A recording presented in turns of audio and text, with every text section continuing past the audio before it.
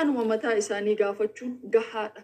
Riisarchii hin barbaadu wanti kun. Maaliif jennaan dubartoota success ta'an xiqqarraa hanga guddatti yoon gaafatte maddi milkaa'ina isaanii, qeeqamuu isaanii, jibbamuu isaanii, darbamuu isaanii, namaan fageeffamuu isaaniiti. Kuni yooni itti fayyadamne madda milkaa'ina kennaa ta'uu danda'a. Riisarchii keessatti akka barnootatti akka nuti barannetti to solve anything it must there is some problem.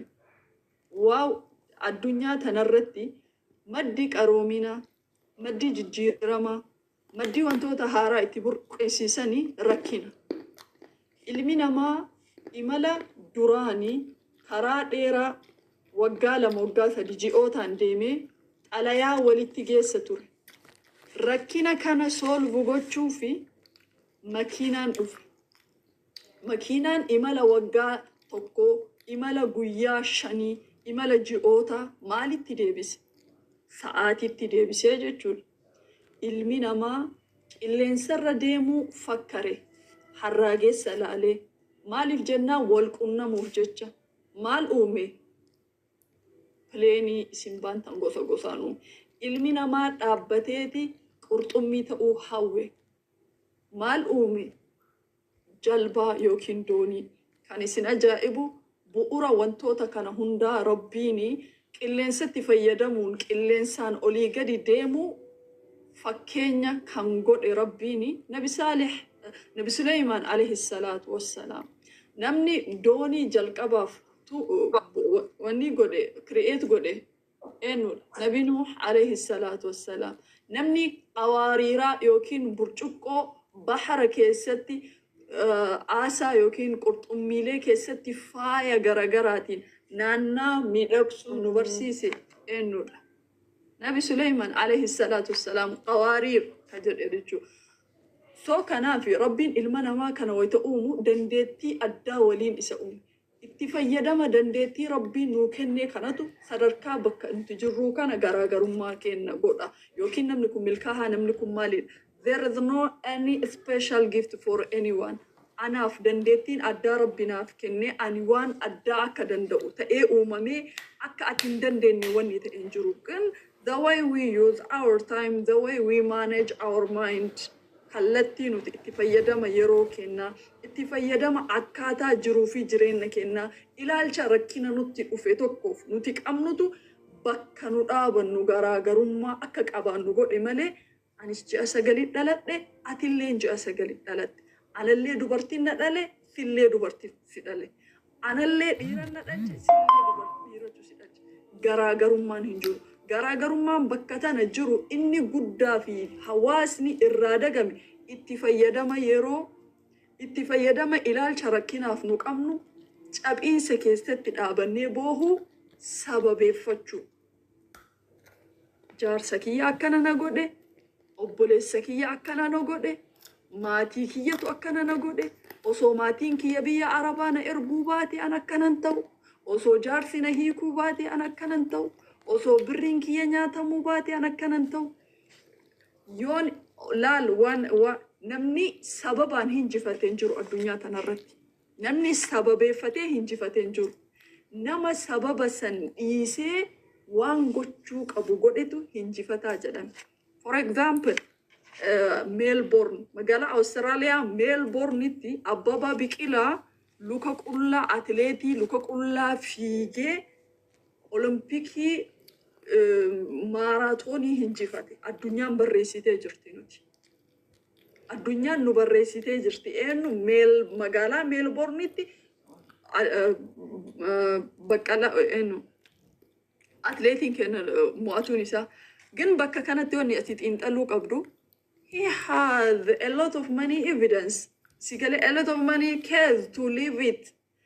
Abbabaa Biqilaa yeroo san fiigicha addamuruu ni danda'a ture. Maaliif luka qullaa jira waan ta'eef. An Olompikii luka caammaan itti ta'u hin qabee bakka there is any some problem laal caammaa san jibbeetii miti Abbabaa Biqilaa ka ofirraa buuseef comfort silaal saxxamnu caammaan inni kaa'ate sun wanni waan hin kenniniif yookiin immoo haragalfannaa waan isa jeeqeef Kanaafuu caammaan na jeeqa jedhee osoon guruppii fiigicha san adda muree kabahu taate Abbabaa Biqilaa caammaa dhabeetiniin fiigicha adda kute jedhee namni seenaa isaa har'a haasa'u hin jiru ture. Garuu seenaa isaa akka nuti haasoynu kan nu taasise sababa luka caammaa dhabuutiin fiigicha adda muruu dhabuu isaa santu har'a akka addunyaatti akka seenaa isaa nuti haasoynu nu taasise. Abbaa dhabuun yatiima ta'uun maatiidhaan dhibbamuun osoon uzrii taatee Imaamu Maalik Rabbiin dalagaa isaa irraa haa jaallatu kitaabota hedduu nuuf lafan kaa'u ture. Walumaa galatti warroonni rakkina irratti sababa kufaatii isaanii godhan isaanumatu dadhaboodha jedha saayinsiin. I'm so sorry to say this one. Rakkina warroonni sababatan by themselves isaanummaanuu dadhaboodha. Isaanummaa wanni barbaadan itti gaafatamummaa yookiin immoo responsibility waan jedhamu san fudhachuun barbaada. Osoo responsibility itti gaafatamummaa fudhachuu kan qabaatan tahe hiyyeessa ta'ee dhalachuun anaaf filannaa kiyyaa miti. Hiyyummaa irratti guddachuun garuu kuni filannaa kooti, filannaa keeti. Filannaa kootii fi filannaa keeti. Ilaalchi nuti osoo abbaan kiyya akkana nu godhe, osoo haati kiyya akkana nu godhe sababeeffannaan kun hin barbaachisu jechuudha. So kanaafini kuni akka seensaatti that's the type of motivation akka isin keessatti of laaltaniif waan kana dubbadha. Ammaaf gara guruppii kennaatti yogguun as deebi'u guruppiin gurmuu guddinaa fi jijjiirama godaantota eega ijaarame torbee 4 leenjii kennee jira. Leenjiilee ajaa'ibaa 4 walitti aanaadhaan leenjii kurmaana yeroo garagaraatti yeroo 4 kennee jira. Kallattii laayivii mana munaatiin jalqaba irratti sababoota godaansaa irraa dubbataa turre. Dhaabbatuma kana keessa miseensotuma kenna keessa godaansi maal irraa ka'e sababni isaa hoo maali dhiibbaan nurra deemsisaa jiru maali akka sammuutti hagamnu miidhu jira akka hawaasaatti akka biyyattiitti miidhaaleen godaansaa maali sababoonni akka nu godaannu nu taasisu maali jenneetiniini irraa haasoyne. Torbee lammaffaa irratti godaansaa fi dubartoota mata duree jedhu irraa haasoyne. Godaansi kallattiin warri inni miidhaa jiru, warri inni dhala dhoorgaa jiru, warri inni hiree dhoorgaa jiru, warri inni guddina dhoorgaa jiru, warri inni kalee keessaa baasu jiru, warri inni dhala dhoorgu jiru dubartoota teenna.